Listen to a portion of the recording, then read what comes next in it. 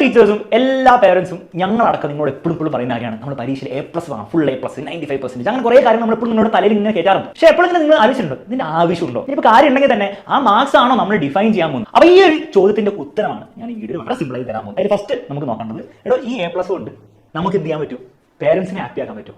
തീർച്ചയായും നിങ്ങളുടെ പരീക്ഷയ്ക്ക് ഫുൾ A+ കിട്ടി നിങ്ങളുടെ പേരൻസിനെ ഹാപ്പി ആവും, അതിലുപരി അത് സമാധാനം. ഓക്കെ, ടീച്ചേഴ്സിനെ ഹാപ്പി ആക്കണോ?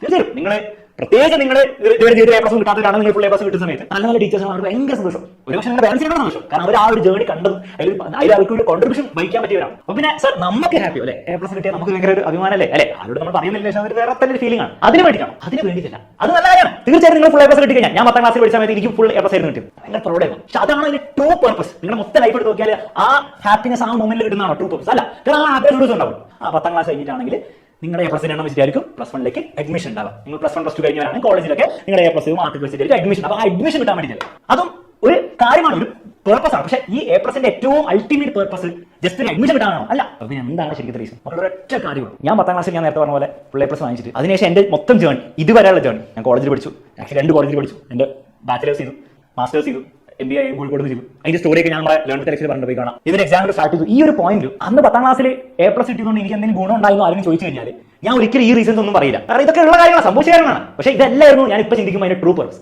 അതിന്റെ ട്രൂ പർപ്പസ് അന്ന് ഞാൻ 10ാം ക്ലാസ്സിൽ ഫുൾ A+ കിട്ടിയ സമയത്ത് എനിക്ക് കിട്ടിയ ആ മെന്റാലിറ്റിയാണ്. അപ്പൊ അവിടെ ഒബ്വിയസ്ലി എല്ലാവർക്കും ടെൻഷൻ വരും, നമുക്ക് 90% കിട്ടുമോ, 80% കിട്ടുമോ, പാസ് ആകുമോ, മക്കളെ നമ്മുടെ ടെൻഷൻ വരും. പക്ഷെ ഒരു കാര്യം നമുക്ക് ഭയങ്കര കോൺഫിഡൻസ് തരും, അതായത് ഇതുപോലത്തെ സിറ്റുവേഷൻ നമ്മൾ കണ്ടിട്ടുണ്ട് 10ാം ക്ലാസ്സിൽ.